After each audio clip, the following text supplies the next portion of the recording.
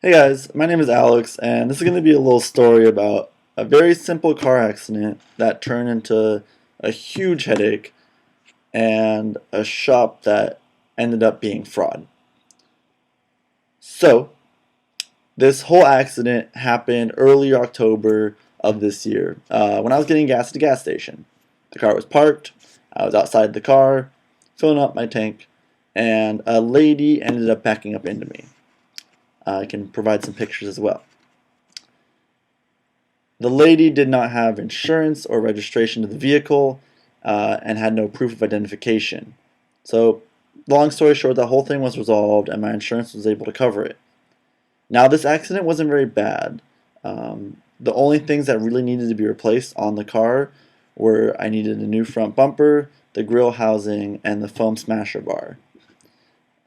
In a previous accident, I brought my car to a place called Auto West in San Jose off of Junction Avenue. And I had no issues with their work, and the advisors who worked there, they were all friendly, they got the car done, and from my knowledge, they did a very good job repairing it. If I would have known bringing it back to the shop was going to be such a big headache and cause so much stress on me, I easily would have gone somewhere else. Like any other accident, the car was assessed, I brought it to the shop, and it was supposed to get repaired. The repair itself took about 2 weeks, which seemed a little excessive, but I was just happy to get my car back. The day after I got my car back, I realized that the front bumper did not line up with the hood, the fenders, or the headlights. I also realized that the parking sensors didn't work, the turn signals didn't work, the backup camera didn't work, the functions on the mirrors when you back up didn't work, and overall there was just a lot of electrical issues. So like any person would have done, I brought the car back to the shop to see what was going on. Within about 10 minutes of being there, and talking to the advisor, he said it wasn't their fault and that the car did not leave the shop like this, that they're too known and too reputable and that their reputation would be on the line. Well, after he pointed his finger at me and blamed me for causing this within the 20, 30, 40 minutes I was had the car, maybe 10 miles tops, just to drive it home and back, uh, I reached out to the manager of the shop, which is what I should have done from the beginning. He was sort of helpful, but not as helpful as I pleased. Well, after waiting about a month and a half to get the car back to the shop, it finally came down to me bringing the car there to get refixed, which I was happy about. The car was there for about 3 days, which they did not work on it at all. And when I called to ask what was going on, if they'd figured out anything, why there were so many issues going on, they simply said, your car is too low and you have to come pick it up because we're not able to work on it. This to me makes no sense, mainly because the car was at the same height as it was when it left the shop 2 months earlier. So, I'm trying to keep my cool. I brought my car back home, I raised it up to factory height, which they had asked me to do, and the next day I brought it back to the shop.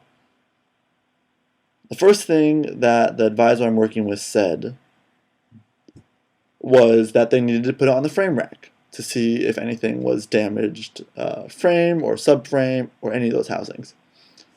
And that they were going to do all the measurements and it was going to be a 3 to 4 day fix.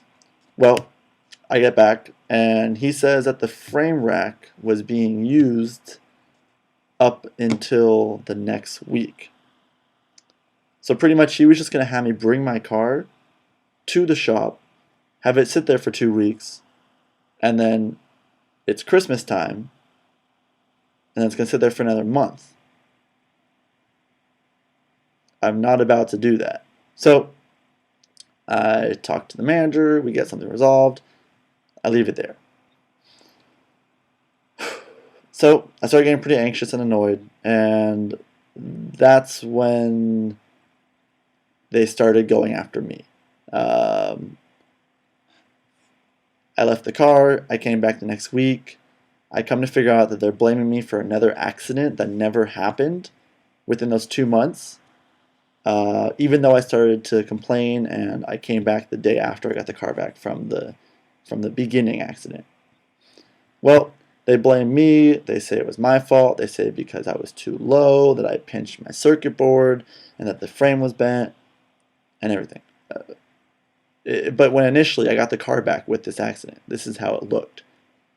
This to me makes no sense also because there was no visual damage or proof that I would have hit something. It's a nice car.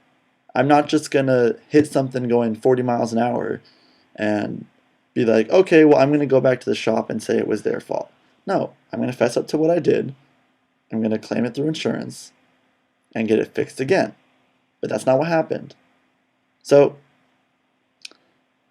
this was on a Monday that this all happened. I come back on Friday hoping to hear better news, but all the advisor does is argue with me, pointing his finger at me, saying that I did something, that I know it, because the car's modified, you did it, and that the subframe is bent because of you. You. That's just unprofessional. It's shop. You don't start blaming people for stuff that you know you did. One of the stupidest things he said to me was, maybe not even said to me, one of the stupidest things I've said in my life was when he said, when you roll the car's fenders, you have a chance of bending the frame. The fenders are a piece of sheet metal. Sheet metal does not, it does bend and it will roll, but it will not bend the frame.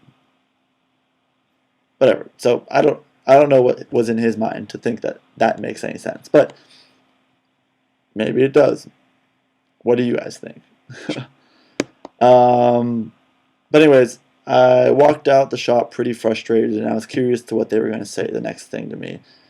But I realized that I had taken pictures of the car while it was in the shop from the initial accident. So remember how I said my insurance paid them to replace the bumper, the frame, or the grill frame, and then that foam piece in back of the bumper? Well, I asked him, I said, hey, I'm going to keep his name, I'm not going to say his name, but hey, advisor, I'd like to see that foam piece that you guys said you replaced from that accident. And all of a sudden, he got really anxious. I don't know where it is. I don't think we have it. It's probably discarded. I wouldn't be able to find it. Give me a few days, blah, blah, blah. That's when I knew something was up. I said, hey, I need to see it now or before I leave this shop. I'm not leaving until I see this. So he finds it, and behold, it was not replaced. There's still the damage dead center from where that lady backed up into me, and you can see that it was not replaced. So pretty much what he did was he just took the insurance money. Where it went, no one knows. He says he spent the insurance money on something else that they did not approve, but cannot tell me what it was. That's fraud. Your shop will be closed real quick. Well,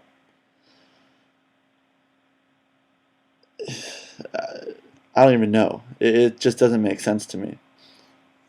That the shop has been blaming me for the last 3 months, 2 months, for something that I did, that I'm lying to them. You did it. You did it. You don't know how to drive. You drove too low. Your car's too low. You modified it. They think I've been lying, when in reality, they got caught up in their own lie. And I caught them. When I caught them, he did not know what to say.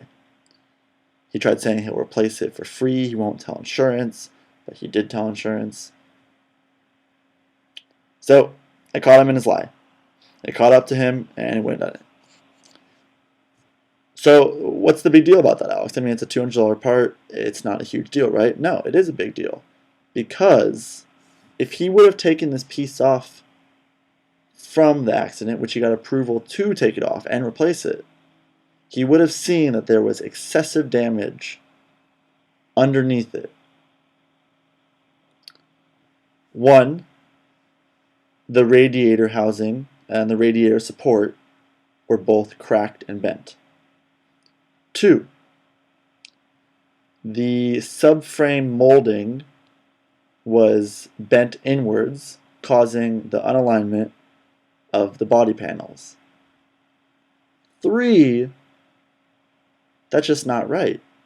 You don't take insurance as money and then blame me for something that they did not do. So after 3.5 weeks, I'm finally getting the car back tomorrow. Well, I should be, which you're telling me. I'm not looking forward to it. If I get it back, I get it back. If I don't, I don't. I mean, I hope I get it back, because that is my main form of transportation.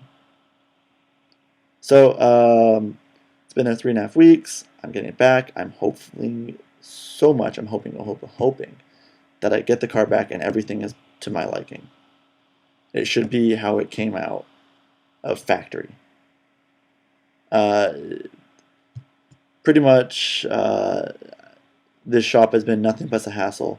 I'm trying to tell you guys. I'm telling you this because A, a lot of people have been asking what's going on with the car. B, I don't want any of this to happen to you guys. This shop is not reputable. It is a very big shop, but you should never bring your cars there. I personally am never going to talk to them again, and I actually do plan on bringing them to court. I need compensation for me raising the car for them because they cannot do work on it, re-lowering it because it is a show car, and I just had a specialty alignment done. So all that adds up to over $600, plus compensation for a rental and for anything I missed. So small claim seems to be the best one. Anyways, we'll keep you guys updated. If you guys do want to see any pictures of the vehicle, it is under my Instagram name, SC_sanctuary. S as in Sam, C as in cow, _sanctuary. So all the pictures are. I'll show you one picture. I don't really know how to do internet that much, but this is how the car is looking right now. You can see it's all torn apart. And then, if it didn't make sense to you what I was telling you before, the foam piece that should have been replaced was this one. That piece right there. If that piece was taken off, they would have seen the excessive damage, and I would have never been in this situation before. You can see it was clearly bent right there. So, hope you guys don't bring your car to the shop, and I hope safe driving and everything. And if you see me around, say hi. VIP Lexus, what's up? And if not, follow me on Instagram. Thanks. I'll talk to you guys later. Bye.